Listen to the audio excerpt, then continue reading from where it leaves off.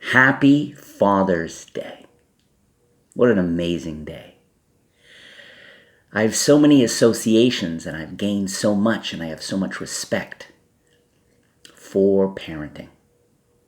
This morning I woke up, made a fresh latte and spent a little time looking at this incredible picture, this amazing picture. There's my son Mason and my wife Lisa and my daughter Madeline.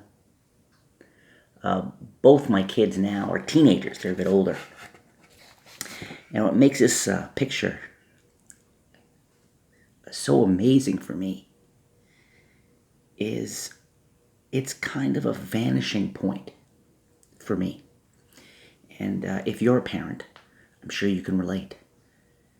It's a crazy thing to love maybe anything, but in this case, kids, to such a point that the borders of what you are, your needs, your wants, who you think you are, those borders are blown away. And you're laid bare, really. You have those moments, and it's so bizarre because you're filled with so much love, so much joy, so much excitement, and this growing pain that you feel. And it's both a growing pain, a pain because you're growing, but it also sometimes can feel like a pain that is growing. The pain itself is growing because you're so moved and so filled. So in one regard, it's incredibly exciting, amazing, so liberating to get past the little things, your little wants, your little things, your little ideas of who you are. It's amazing, but it's also terrifying. It is terrifying in some regards.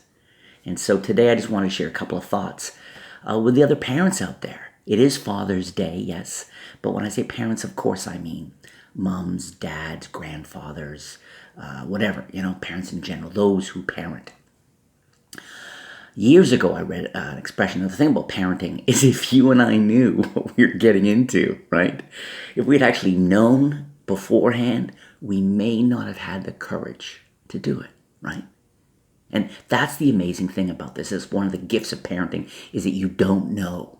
If you knew, you might think twice, but you don't know. You understand. People, and everyone tells you, right? Oh, have a lot of fun before you get pregnant and have a lot of this and make sure you have a good time because there's no going back.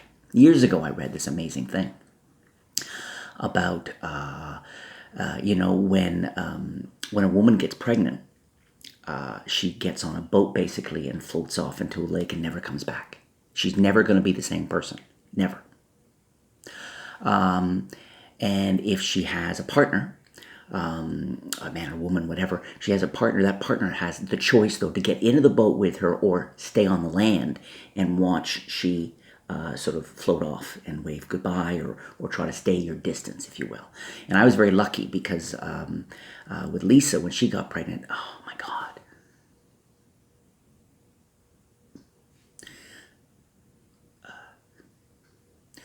We had, I think at that point, Lisa and I, enough life experience to appreciate, when you're younger in your 20s, trying to prove a lot to yourself and this kind of thing, and there's a lot going on. I have nothing but respect for that challenge at that age and 30s, and it's different for everybody, of course. But there are, I think, some generalities one can dare to make even now in this culture. We're in our 40s, and I think we really felt we were able to focus on the gift of it and the privilege of it. So we were so excited. I read early on, too, someone had warned me. They said, this is a Polish expression, that children sharpen their teeth on the bones of their parents. And this is something that didn't make as much sense to me when the kids were younger, but now that they're teenagers and they're continuing to evolve and come into focus and explore and try to figure out who they are, what they believe and what they don't believe and all this stuff, it really comes true. So for all of you out there with younger children, it's exhausting physically because you're not getting any sleep, right? And it can be so exhausting in the first few years, to move your sense of self into somebody else and to always having that there. It was just you, and then maybe you and a partner, and then there's this whole other thing, this whole other world that you adore and is amazing. That has a certain challenge of its own, emotional, physical. Physical. The younger years are all about the physical challenge, all the exhaustion and the constant, right? And how as they say, the weeks fly, but the hours can drag. You're waiting for your partner to come home, and you're just waiting. And, man, you need a break. You'd love to go to the bathroom, right? Later in life, you'll see up ahead, the teenagers, they challenge you in ways I never saw coming. They challenge your ego. A 4-year-old, you'd never give the 4-year-old the power or permission to challenge your ego. An 8-year-old, not really. But as they get older and they have opinions and they start really challenging you and they get some information and life experiences, and then they really challenge you. And that's where I'm at now with my kids. And they really challenge me and they really trigger me. And my ego gets invested. And that's the joy of parenting in a big way. It is the ultimate badass workout. Works your fatigue, works your soul, works your emotions, your maturity. Carrying young kids works your back. Okay, I mean, it is, to just focus on your abs is almost a teenage workout. A full body workout, a full mind and body, the whole thing is parenting. And it's amazing. And if you're lucky enough to have the resources and a bit of self-awareness to be able to do it in a way that you can really get the most out of it, personally, it's incredible. But either way, I don't care who you are. When you start to parent, it changes you and ideally inspires love in a way that you never thought possible.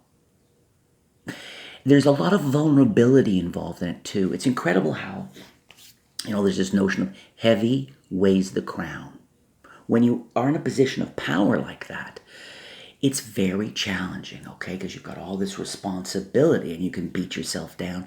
And nothing like parenting will show you your limits. Let's not call them flaws, but let's call them limits. Your profound ignorance around a million things. My first child, Mason, when we brought him home from the hospital, he was in Moses' basket and would sleep between Lisa and I on the bed in Moses' basket. And I remember the first day or two, he was crying and we didn't know how to comfort him, this and that. And I was so mad because I was, and parents, you can relate to this. It's so irrational, right? Your love can be so irrational and squeezes you like a tube of toothpaste. And it splits out at the seams in funny places. So I was really mad at the hospital. I was mad at the doctors and the nurses that they would let me bring something home that was more precious than I could even put into words, without even a pamphlet of information. That's where I was. My boy was crying. And I said, why the fuck would they let me bring this incredible, sweet gift home without even a pamphlet with just a few tips, an instruction booklet? I know it sounds cheesy and corny, but if you're a parent, you've had those moments where your love from the inside is squeezing you and you're so concerned. And I wouldn't change a thing about that experience. Lisa was great and tried to put up with me. I was beside myself, and then you get through. That's the thing about parenting, is that you form these routines that save you. You form these routines that protect you and your child, and just as quick as you lose these routines. And so it's constantly about growth, and fear and anxiety. My daughter, when she was about just a little kid, I don't know, she's 4 or 5. And I remember, Madeline has always been a firecracker, right? So she would jump on her tricycle, grab those handlebars with a passion and a courage that only someone who has no idea how much the world can be painful, right? She'd grab those handlebars and sing out loud, running down the road, trying to loosen my load. I got 7 women, the old Eagle song. And she would pedal like a demon down the sidewalk, and I'd see her go, be filled with so much pride that she felt safe in this world, and that she was dropping down deep into who she was, and enjoying the power of that, and her focus, which has always been intense. And the other part of me is thinking, oh my God, all she has to do is turn that little handle, 1/4 of an inch, 1/2 an inch. She'll go flying off the sidewalk into the traffic. And that's the thing about parenting. I'm going to use a funny word here, to be a good parent. Part of it is giving kids the room they need, not only to grow and succeed, but to make mistakes and even get bruised and even all these things. So it's a constant tightrope walk. And every moment you're not only sort of trying to gauge and make sense and navigate, nurture and give the child room, but you're also giving yourself room to get hurt, room to get scared. And so it's this constant, because the connection is so profound and your sense of self dissolves, which frankly in all the best things in life, it seems to me, often involve a dissolution of the self, of this tiny thing. You give over, whether you call it higher power, whether you call it a leap in the net will appear, whatever. And this parenting's all caught up in this. So today's a special day for me to be thinking about all these things. And there's that line that with great privilege comes great responsibility.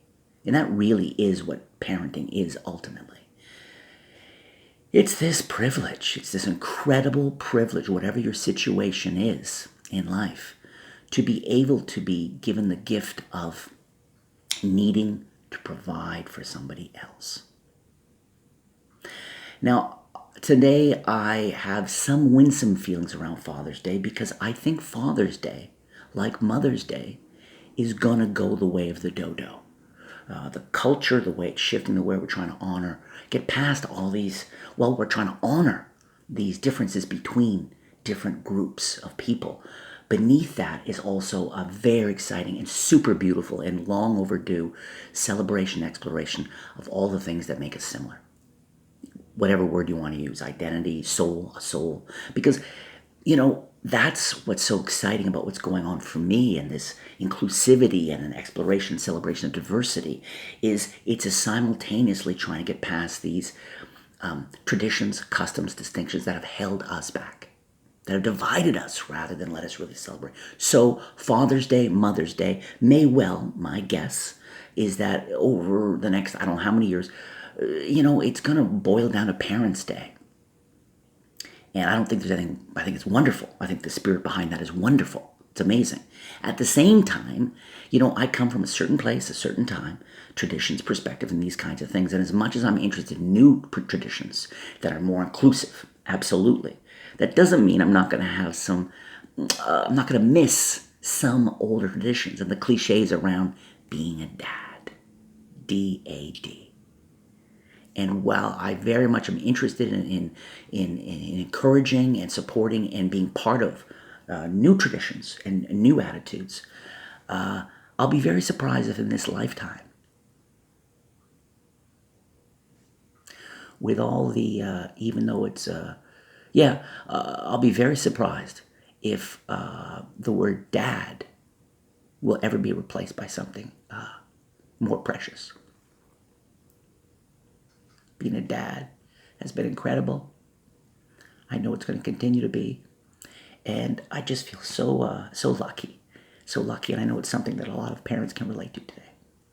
So, happy Father's Day.